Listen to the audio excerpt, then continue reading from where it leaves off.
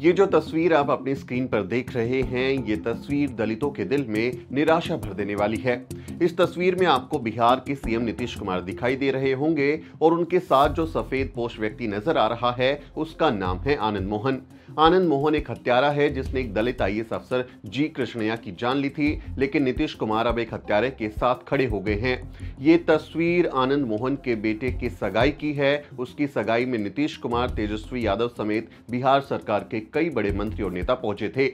नीतीश कुमार ने दलित आईएएस अफसर जी कृष्णैया के हत्यारे आनंद मोहन को जेल से बाहर निकालने के लिए बिहार जेल मैनुअल को ही बदल कर रख दिया। उनके बेटे की सगाई के गिफ्ट के तौर पर उन्हें बाहर निकालकर ये सजा का जो उनको दी गई थी उसको माफ करते हुए उन्हें बाहर कर दिया। ये गिफ्ट उन्होंने दिया है और एक हत्यारे को वो बाहर ले आए हैं।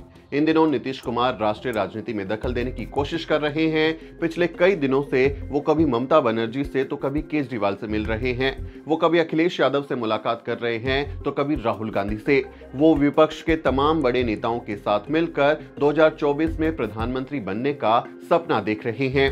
नीतीश कुमार बिहार की गद्दी लालू प्रसाद यादव के बेटे और बिहार के डिप्टी सीएम तेजस्वी यादव को गद्दी सौंपकर दिल्ली की तख्त पर, दिल्ली की गद्दी पर बैठने का ख्वाब देख रहे हैं।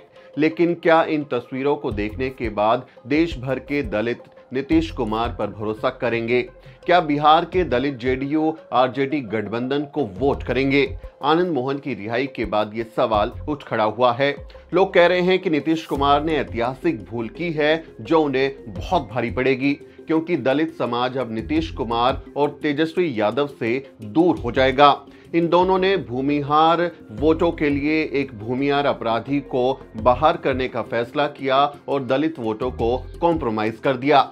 एक गरीब तेलुगु दलित घर में पैदा होकर जाति की समस्याओं को पार करके आईएएस बनने वाले जी कृष्णैया की निर्ममता से हत्या कर दी गई थी। जी कृष्णैया 1994 में बिहार के गोपालगंज के डीएम थे। 5 दिसंबर 1994 को मुजफ्फरपुर में 5000 लोगों की भीड़ ने उनकी लिंचिंग कर डाली थी। उनके चेहरे को बुरी तरह पत्थरों से कुचला गया, उनके सिर पर गोली मार दी गई थी। आरोप लगा कि उस भीड़ को आनंद मोहन लेकर आया था और उसने ही जी कृष्णैया की हत्या कर दी थी। कुल 36 लोगों पर हत्या का मुकदमा चला, लेकिन इकलौते आनंद मोहन को ही हत्या का दोषी पाया गया था।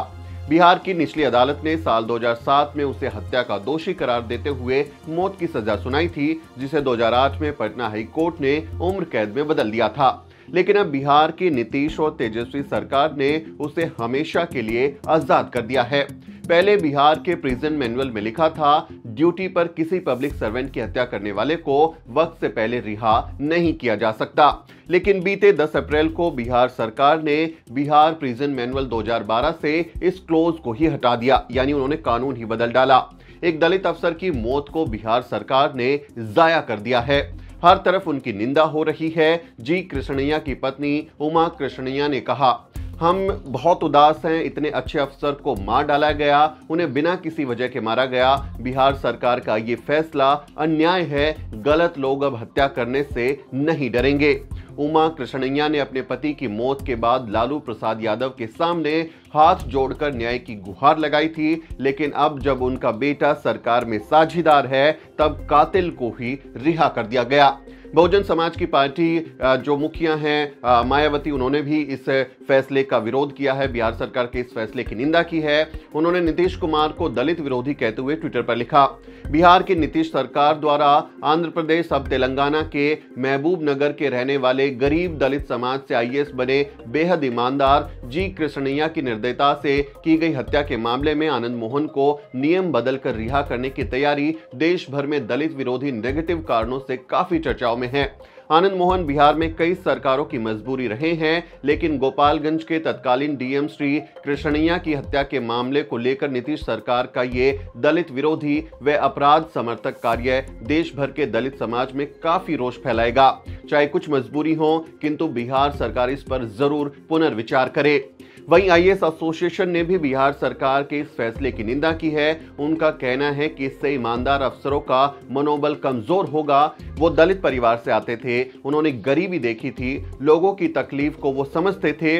और ऐसा ही एक वाक्य जो है द प्रिंट की ज्योति यादव ने अपनी रिपोर्ट में इसका जिक्र किया है। वो जी कृष्णैया के पुराने सहयोगी और कर्मचारियों से मिली, उनसे बात की और अपनी रिपोर्ट में उन्होंने उसका जिक्र किया है। दिनेश सिंह नाम के कलर के हवाले से ज्योति ने लिखा है, एक बार एक गरीब महिला अपनी समस्या बताते हुए जी कृष्णैया सर के सामने रो पड़ी थी। उसे देखकर कृष्णैया सर भी भावुक हो गए और उसके साथ वो रोने लगे। ऐसे अच्छे अफसर के हत्यारे को तब तक जेल में रहना चाहिए था जब तक उसकी आखिरी सांस ना निकल जाए, लेकिन नीतीश कुमार और तेजस्वी यादव ने एक हत्यारे के साथ खड़ा होकर दलित समाज को निराश किया है। क्या ये वही सामाजिक न्याय है जिसके लिए दलितों को कुर्बान किया जाएगा?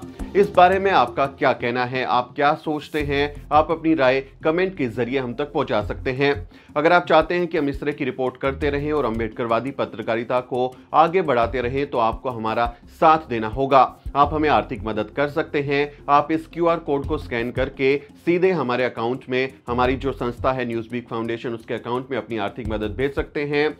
QR कोड के अलावा आप UPI के जरिए या फिर खाते में जो अकाउंट डिटेल्स आपकी स्क्रीन पर दिखाई दे रही हैं उनमें भी अपनी आर्थिक मदद भेज सकते हैं। आप 12A और 80G के तहत इनकम टैक्स रिबेट भी हासिल कर सकते हैं। आप सर्टिफिकेट पाने के लिए 8595794224 पर अपनी जो ट्रांजैक्शन है उसका स्क्रीनशॉट भेजें और डोनेशन स्पेस के बाद अपना नाम लिखकर हमें व्हाट्सएप जरूर करें। आपसे अपील है कि अम्बेडकरवादी पत्रकारिता का हौसला बढ़ाएं। हमारे चैनल को सब्सक्राइब करना ना भूलें। मेरा नाम सुमित चौहान है और इस वीडियो स्टोरी में मेरी मदद कर रहे हैं मेरे सहयोगी मोहित। अगले किसी वीडियो में मुलाकात होगी दोस्तों, तब तक आप देखते रहिए द न्यूज़ वीक।